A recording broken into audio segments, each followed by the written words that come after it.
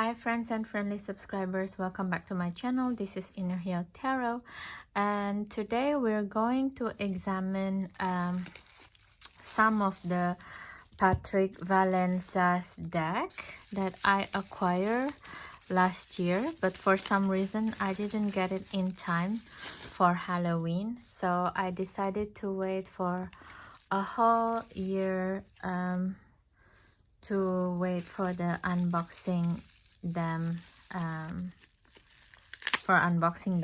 in my channel. Basically, I know they are not the newest deck to work for the Halloween period, but I don't mind it. This is my channel and I would unbox them whenever I feel it's an appropriate time with me, for me, you know.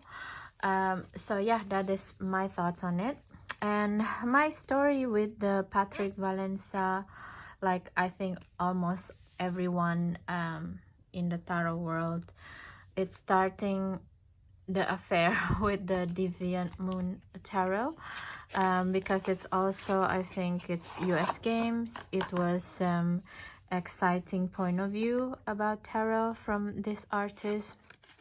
The imagery that he conjured for the tarot is quite refreshing, somewhat otherworldly, and it felt genuine from what he feels inside. And he's bring out a very new way of seeing archetypes energy within the tarot world.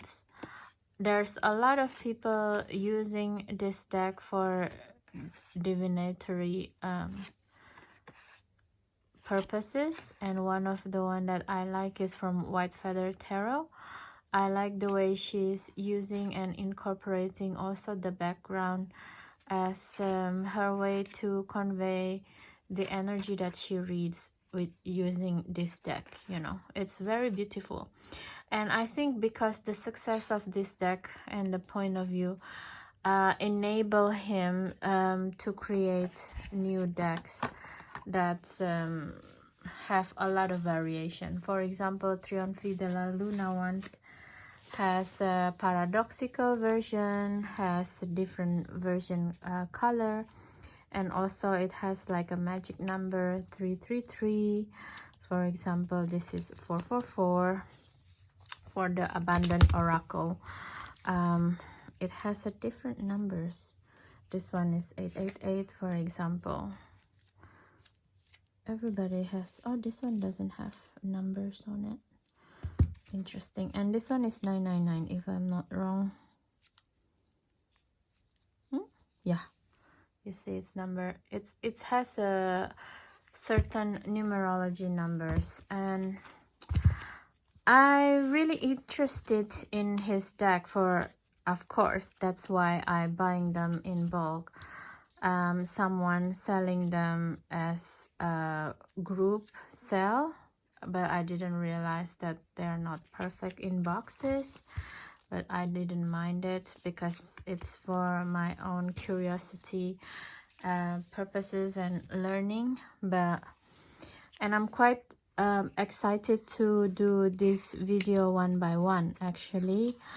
But the one that I starting not feeling comfortable with his deck is because I think at some point his deck started to be not for reading for divinatory purposes, and somehow they started to become something that is collectible items, art products.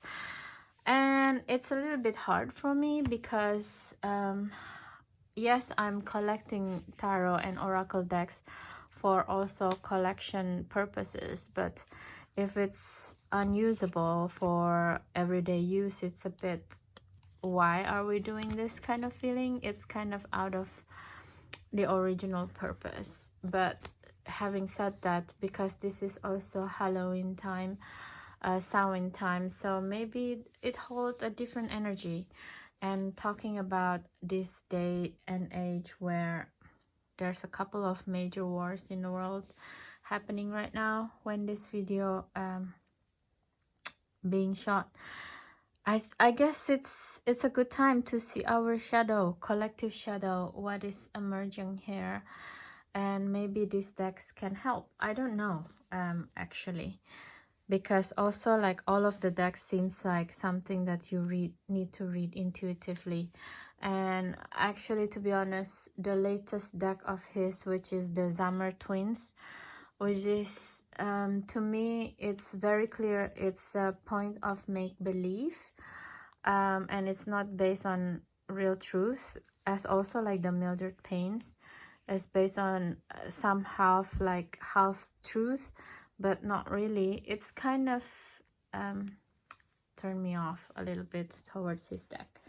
But anyway, this is already like 6 minutes now, so let's start with one of the decks, and in a different video I will try to do other decks as well. Okay, so see you in the first one. I think I'm going to use this video to start with each deck. Okay, see you, bye. Hi friends and friendly subscribers, welcome back again to my channel. This is Inner Hill Tarot, and today I'm going to do a silent flip through of Trionfi de la Luna from Patrick Valença. Trionfi de la Luna is the Marseille-styled cousin of the Deviant Moon Tarot. Its creation was inspired by antique historical texts and the 19th century of satirical illustrations. Great. So I guess I'm going to do maybe it's a good idea to do side by side with the Deviant Moon Tarot. I don't know. Let's try to do that. Okay guys, I just finished to rearrange my Deviant Moon Tarot deck, and now it's ready to be compared with the Trionfi de la Luna by Patrick Valença as well.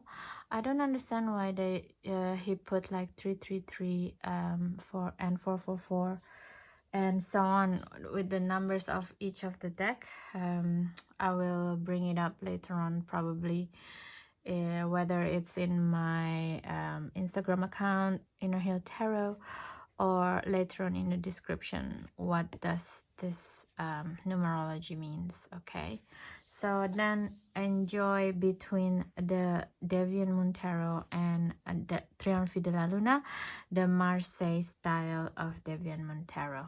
Okay.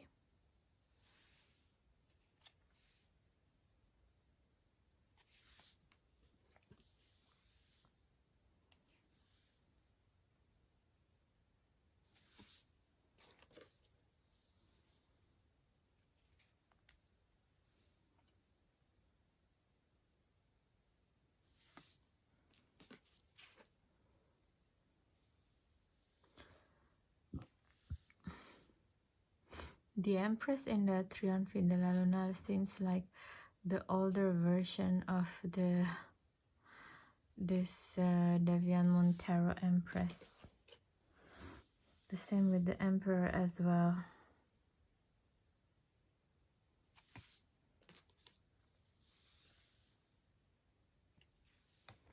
So also the same. He looks like a bit of like Hanuman, the monkey god in Indian mythology to me.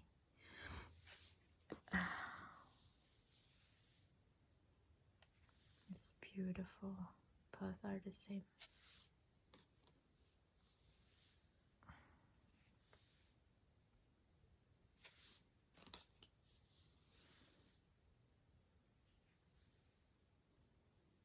Also very beautiful.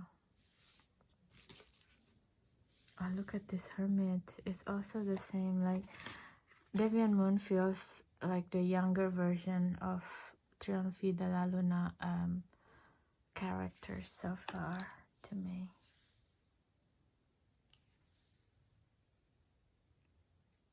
Very beautiful.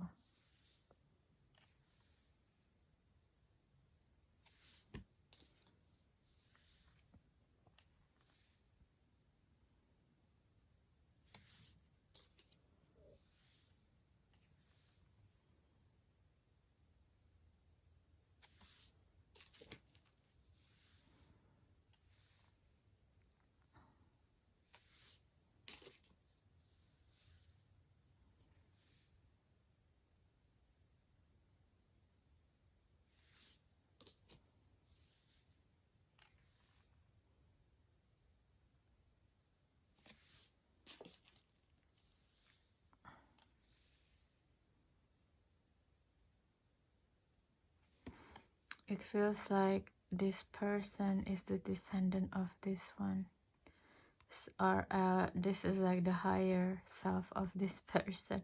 It's looking at the star, and in here she is. Beautiful work.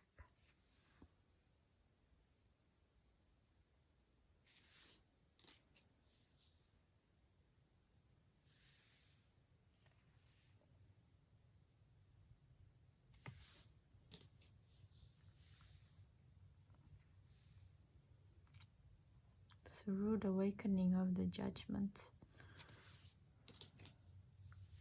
You see, it's the same. It feels like an older version or plumpier version of the Devian Moon Tarot. So beautiful, both of them next to each other, in my opinion. Oh, we start with the swords.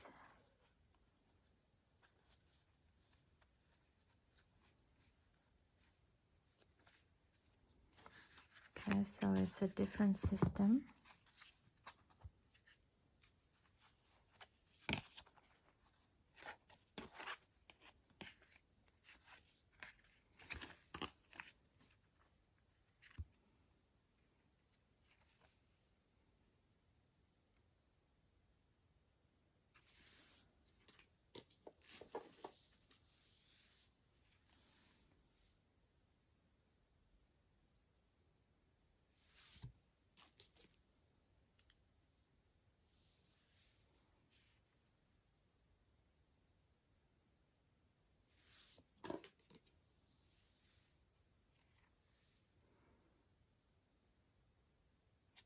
Look, in here, it's very emphasized that they're the same person,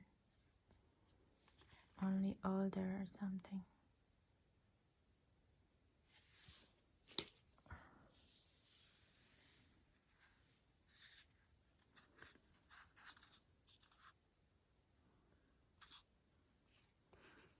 Oh, the order of this deck.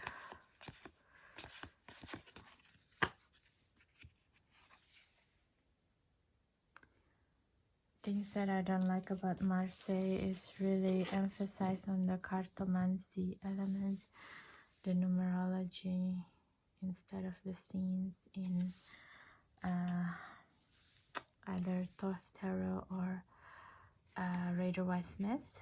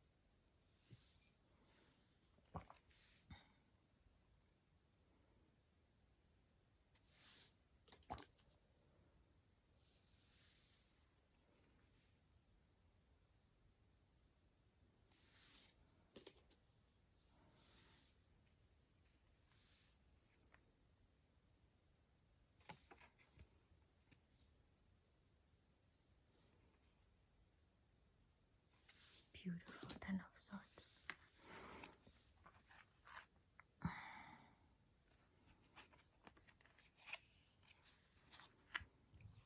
Okay.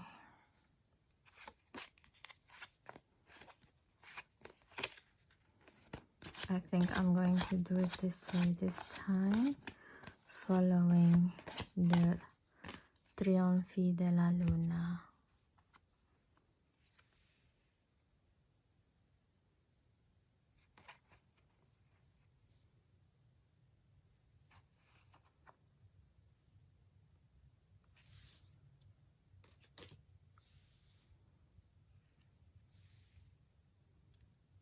So beautiful, the progression of how these two looks like side by side is really beautiful. older version of the other deck. You see, like in here in the page of one, this person is still on the looking a place to land, and in here the wands is already producing something, producing a flower.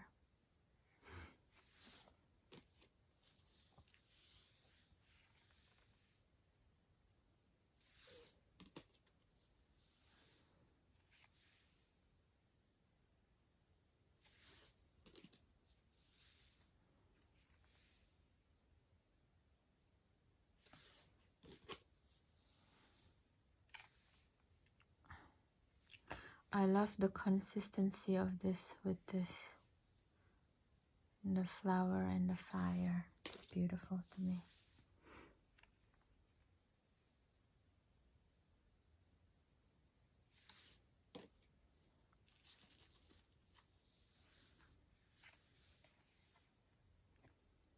Look at this eye, the heart of all discussion is the heart, the knowing.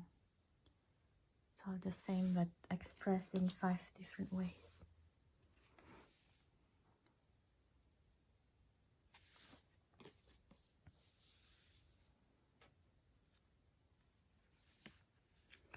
I love that this belly button is extending to the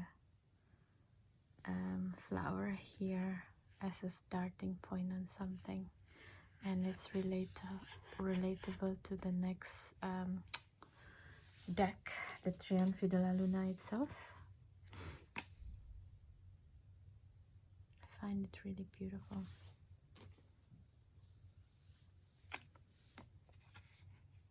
Same hands.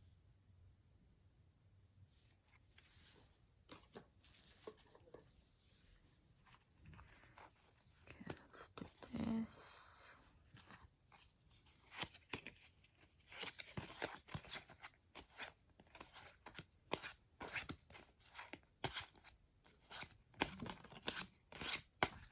It's much easier this way.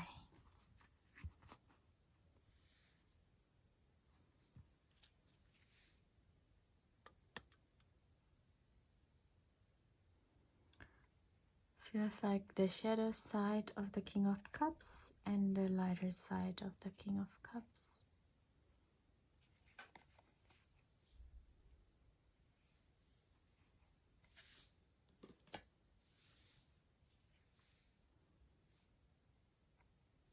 Same with the Queen.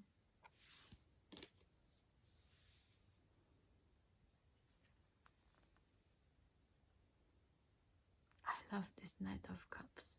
Oh, it's so beautiful.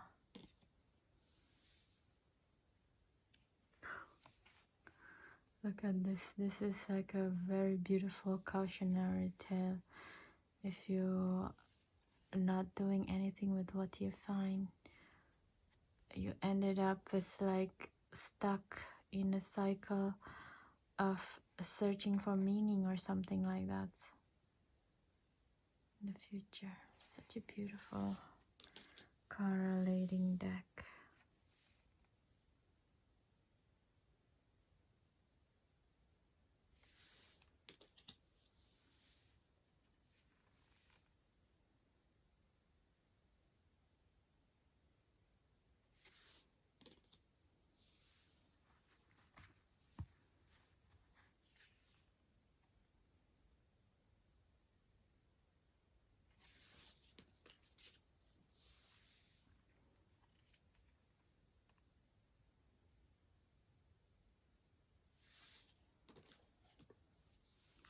I think I will put it like this way because of the way the light hits.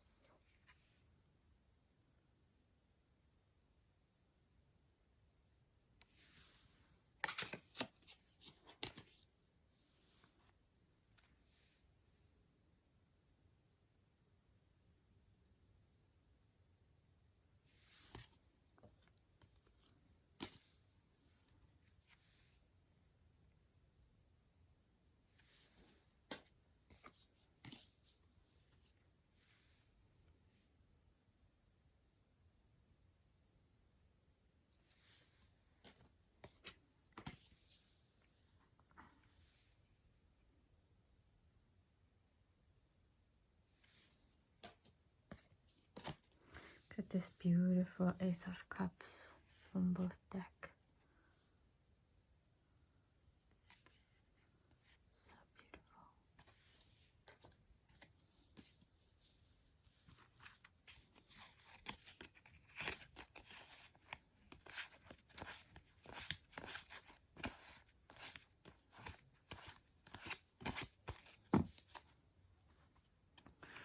Look at this King of Pentacles ideas.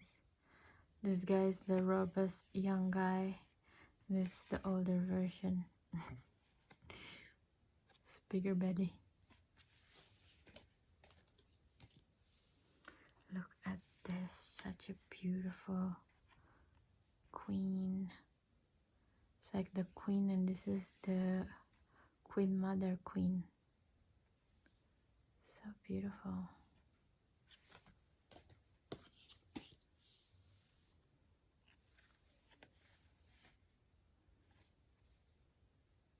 Slower pace, Knight of Coins. Oh, I'm so glad I do the energy pairing for these two. They just look very different and the same at the same time. It's very exciting to do it this way.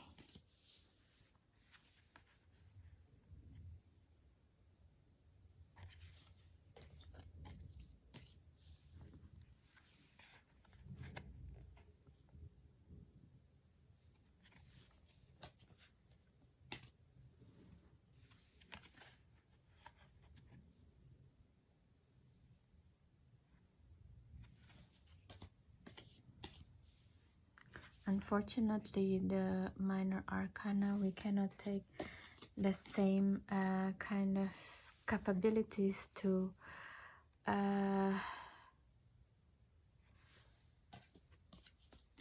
have the examination of how both are different but the same because of the system. Oof, my leg is dead, by the way.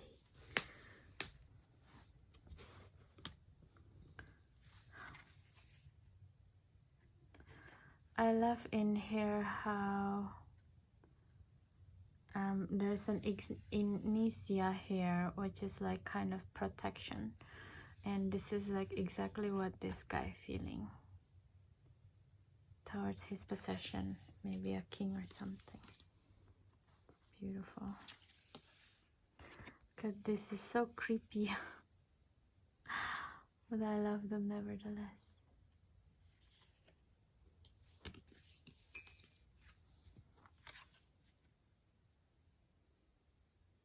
So beautiful.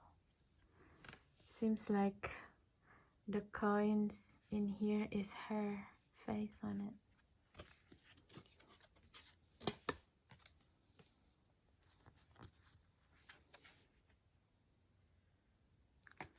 Ace of Pentacles with the dragon. Oh, there is some extra cards in here. I didn't know.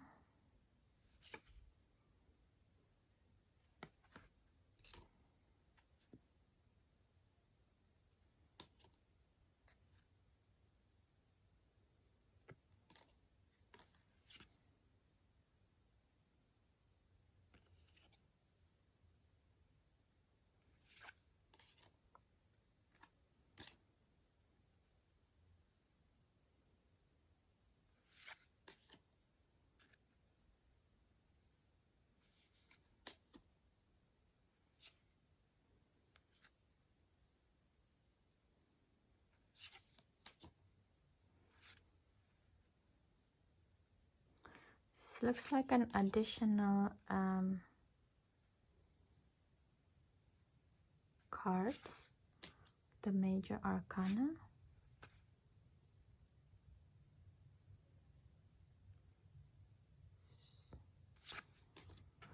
And there's extra, number 16, the lighting.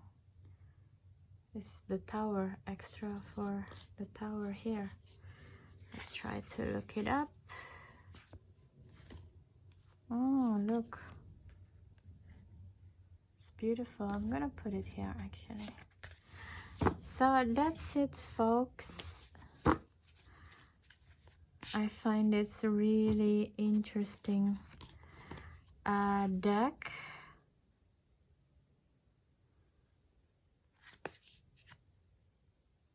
So the little white book is also need to be downloaded to understand fully what is going on with the extra cards and everything. It's beautiful artwork, and I think at this point of time back then it felt it's kind of groundbreaking in a way, the way he built these two decks, and it's still very close to Tarot and Marseille, but at the same time creating a very interesting point of view for both decks. So yeah, we shall see as we go towards the oracle later, how does he progress as an artist and turn into like make-believe cards instead of stay true to tarot principles and oracle principles. But maybe oracle is a bit hard to say, because in oracle ways it's always there's a part of make-believe a little bit, so you can't say. So yeah, basically that's it. I hope you enjoyed this video, even though this is not real new tarot deck, but I think it's very interesting to have it side by side.